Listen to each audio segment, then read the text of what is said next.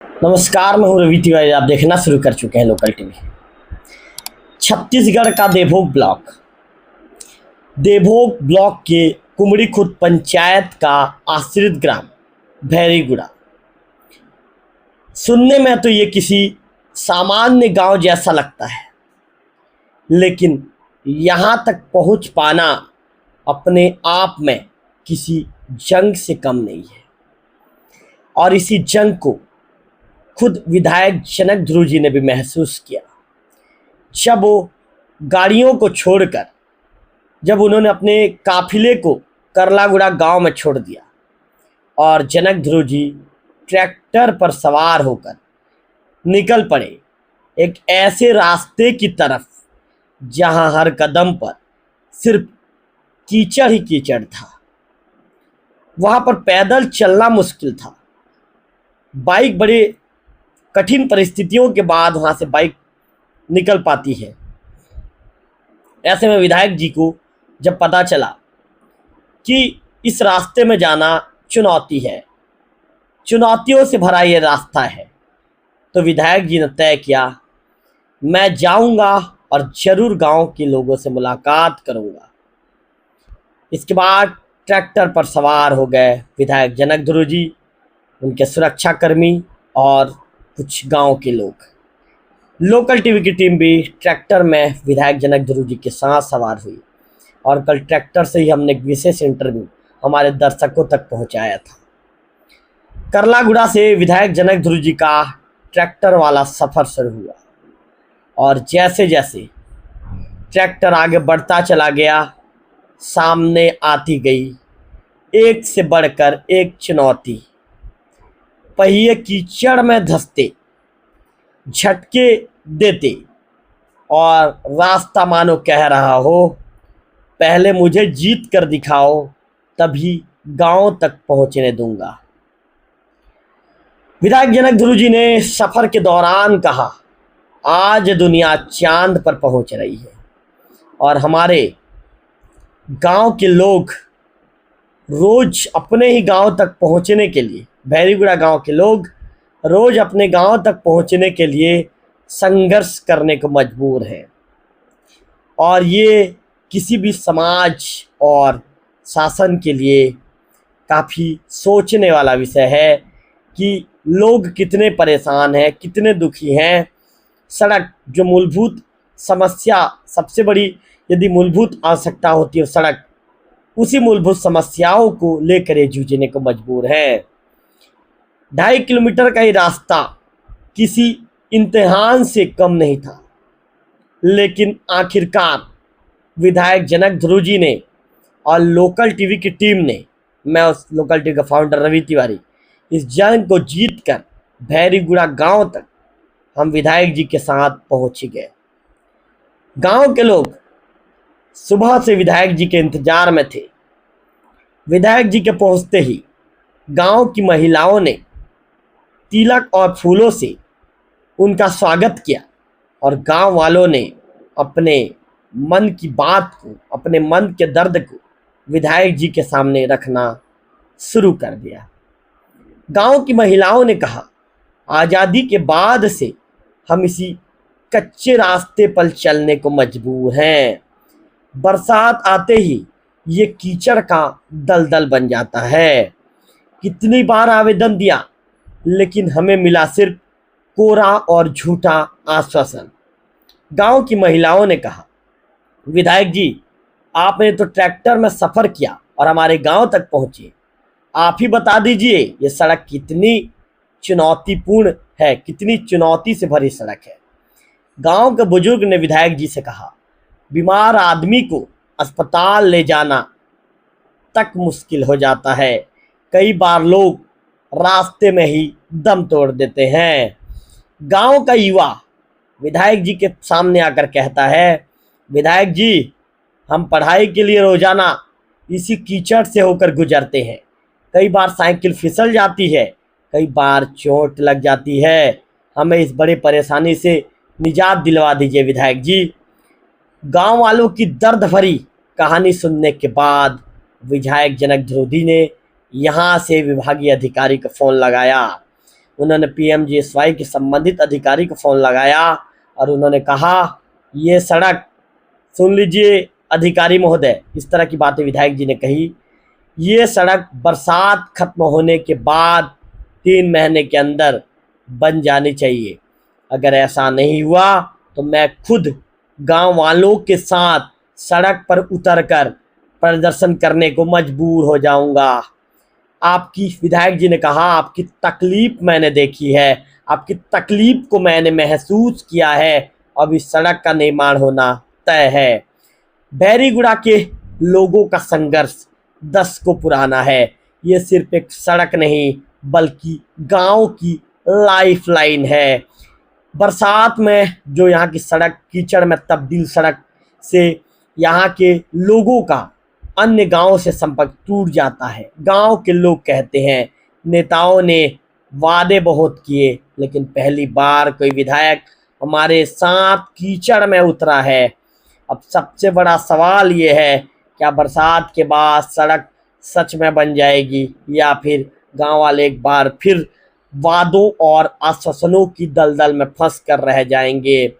तो कुल मिलाकर विधायक जनक ध्रुव ने साफ कर दिया है, बरसात के बाद यदि 3 महीने के अंदर तक, यदि 3 महीने तक यदि सड़क का निर्माण नहीं हुआ तो वे भी ग्रामीणों के साथ आंदोलन करने को मजबूर हो जाएंगे।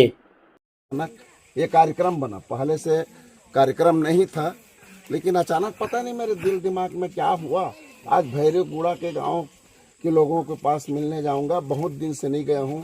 चुनाव के समय में वादा भी किया था कि आपके गांव में जीतने के बाद फिर से आऊंगा करके, लेकिन समय नहीं मिल पाया और आज ऐसा संयोग हुआ कि अचानक भयानक में जो सोचना होता है वही अचानक हो जाता है।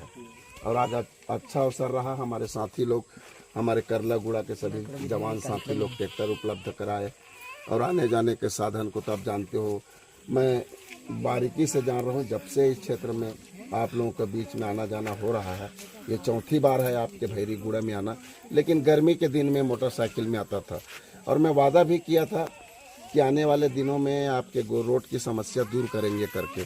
आज ही मैं उस विभाग के जो जिम्मेदार अधिकारी जो होते हैं, जिला के अधिकारी होते हैं, उससे बात किया हूँ।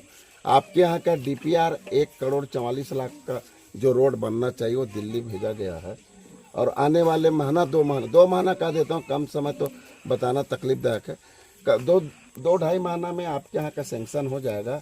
और मैं नहीं समझता कि बरसात आपको फिर से ऐसी स्थिति में देखना पड़ेगा, यानी बरसात के पहले आपके यहाँ से करलागुड़ा तक पक्की रोड चकाचक बन जाएगा।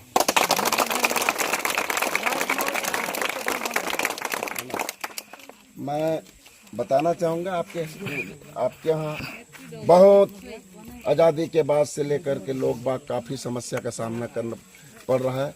जो आदमी आज चांद में बसना चाह रहे हैं लोग बाग, और हम लोग यहाँ पे रोड में जमीन में चलना मुश्किल है ना, अपने गांव से निकलना मुश्किल है। और दूसरा समस्या तो अपार है, लेकिन हमें रास्ता नहीं मिलेगा। हम बीमार आदमी जाने के लिए रास्ता नहीं मिलेगा। इधर तेल नदी है, इधर हमारा पंचायत कुमड़ी खुर्द है, इधर नाला है, इधर जाते हैं तो करलागुड़ा कीचड़ है, खेत है। खेत वाले लोग भी को बहुत धन्यवाद देता हूँ, यहाँ के किसान लोग साथी अपने खेत के जमीन को दे करके आने जाने का रास्ता बताया, रास्ता छोड़ा है। लेकिन अब उसको पक्की बनाना है तो सरकार के ऊपर जिम्मेदारी होती है। निश्चित रूप से आप लोग का मैं बहुत बहुत हृदय से आभार व्यक्त करता हूँ कि आपने इतना तकलीफ में झेल रहे हैं, आपकी ज़िंदगी काट रहे हैं, और आज़ादी कितने सालों के बाद जो कि तीसरा पीढ़ी चल रहा है, और अभी चौथा, ये बच्चे लोग दिख रहे, चौथा पीढ़ी होगा। तो इन लोग ऐसे परेशानियों का सामना करना पड़ रहा है। निश्चित रूप से इसमें प्रशासनिक अधिकारी भी कहीं न कहीं जिम्मेदार हैं, जो पूर्व में रहा है, और जनप्रतिनिधि का तो रहता ही है कि जनप्रतिनिधि का एक जिम्मेदार होते हैं, लेकिन कहीं न कहीं उनके भी इस तरफ ध्यान नहीं गया होगा, तो ये विलम्ब हो रहा है। और हमने जो आप लोगों का आशीर्वाद से आप लोगों ने मुझे चुन के भेजा है, उस बात को लेकर के मैं लगातार आपके गांव के विकास के लगातार, चाहे शिक्षा हो, स्वास्थ्य हो, बिजली है, पानी है और सड़क है, इनके लिए लगातार मैं हर हमेशा भैरीगुड़ा का नाम आते ही रहता है। जब भी रोड की समस्या होगी तो भैरीगुड़ा में कब बनेगा करके संबंधित अधिकारी को बात करता हूँ। तो सबसे पहली प्राथमिकता है भैरीगुड़ा का रोड बने, हमारा डुमरबहाल से लेकर के केंदूबन का रोड बने, हमारा निष्ठुपुड़ा से लेकर के परवापाली का रोड बने। एक एक गांव में जो रोड की समस्या बनी, जहां ज्वलन समस्या है, वो कुछ नहीं मांग रहे हैं, रोड मांग रहे हैं। वो रोड अभी तक नहीं बन रहा है। आपका हक और अधिकार मिलना चाहिए। निश्चित रूप से आपका बेटा, आपका भाई आपके साथ हर हमेशा खड़ा है, और किसी प्रकार का कोई भी और परेशानी होता है तो निश्चित रूप से आप फोन के माध्यम से बताएं करें। हमारे भविष्य का हमारे रत्न स्वरूप बच्चे हैं, वो बच्चे को भी हमारे इनके जीवन सुधारना है। हमारा जीवन तो खत्म हो रहा है, लेकिन इनके जीवन को हमें आगे बढ़ाना है, शिक्षा के क्षेत्र में पढ़ाना है। तो यहाँ से चलेगा, अच्छे जगह स्कूल में जाके पढ़ेगा तो निश्चित रूप से उनका जीवन जीने का जो ढंग है वो सुधरेगा। क्योंकि आज शिक्षा बिना सब अंधेरा है। हमारा समय खत्म हो गया, कोई बात नहीं, लेकिन हम अपने बच्चे को, हमारे भविष्य के बच्चे को पढ़ाना हमें जरूरी है। तभी वो अपने हक और अधिकार के बारे में बोल सकता है, और बोलना भी चाहिए। जब तक माँ दूध पिलाती है तो कुछ नहीं कहते, लेकिन जब बच्चा रोता है ना तब दूध पिलाती है। इस कारण से जो आपका हक है और अधिकार है उसके लिए लड़ना पड़ेगा, बोलना पड़ेगा, कहना पड़ेगा। चुपचाप रहोगे तो कोई चीज़ देने वाला दक्षिणा हरिश्चंद्र नहीं है कि दे देंगे दक्षिणा। तो आप लोगों से फिर से मैं आश्वस्त करता हूं कि आने वाले 2-3 महीने में आपकी रोड की टेंडर हो जाएगी। और मैं नहीं समझता कि प्रशासनिक अधिकारी आने वाले अगर गर्मी के दिन में नहीं बने पाएगा तो मैं निश्चित रूप से आपकी हर लड़ाई में खड़ा रहूँगा। और मैं 100% मुझे उम्मीद है, और संबंधित अधिकारी से आज ही बात की हूँ, चलते चलते अभी बात की हूँ 1 घंटा पहले, कि 2-3 महीना में यह रोड कंप्लीट हो जाएगा। गांव वाले ना आना जाना नहीं कर पा रहे हैं। अभी के लिए भी कुछ रिपेयरिंग के लिए थोड़ा बहुत सहयोग करना पड़ेगा। निश्चित रूप से संबंधित अधिकारी को अभी PM-JSY के लिए जब तक टेंडर अभी नहीं हुआ है तब तक के लिए मरम्मत, जहाँ गड्ढा दिख रहा है वहाँ के लिए मैं निर्देशित करूँगा कि PM-JSY के तहत जो मरम्मत का काम है थोड़ा बहुत हो जाए, ताकि लोगों को आने जाने की समस्या जो बरकरार है। मैं खुद आया भी ट्रैक्टर से चल कर आया, वही तो सर। और ट्रैक्टर से चढ़ने के बाद ऐसा खतरनाक चल रहा था ट्रैक्टर की, कब क्या हो जाएगा। जिंदगी और मौत से जूझ रहे, 4 चक्किया तो नहीं निकले, 4 चक्का तो निकल ही नहीं पाए, और हम तो कब क्या हो जाएगा, ये बहुत खतरनाक है। क्या है सर, यहाँ डिलीवरी पेशेंट है 2-4 जने। हाँ नहीं, वो अभी डेट है। हमारे जितने भी साथी काफी एकदम आशंकित थे, कहीं कुछ हो जाए, कहीं कुछ हो जाए, डर रहे थे सर। तो आप लोग कैसे चलते हैं, बहुत यानी दुर्गम स्थल है, लेना पड़ेगा ना सर। दुर्गम स्थल है, और दुर्गम स्थल से वहाँ जाना, दुर्गम रास्ता में जाना इतना तकलीफदायक है कि भगवान भरोसे आप लोग चलते हैं यहाँ से। निश्चित रूप से इस तरफ मैं फिर से हमारे लोकल टीवी, हमारे रवि तिवारी जी के चैनल के माध्यम से कहना चाहूँगा कि विशेष रूप से प्रशासनिक अधिकारी और शासन में बैठे लोग को इस ओर ध्यान देने की जरूरत है। मैं फिर से आपके चैनल के माध्यम से फिर से कहना चाहूँगा कि यहाँ के तमाम हमारे माताएं हैं, हमारे बहनें, हमारे प्यारे बच्चे हैं, उन सब की तकलीफ को देखते हुए तत्काल यहाँ पे काम अति शीघ्र शुरू करवाएंगे तो ज़्यादा बेहतर होगा।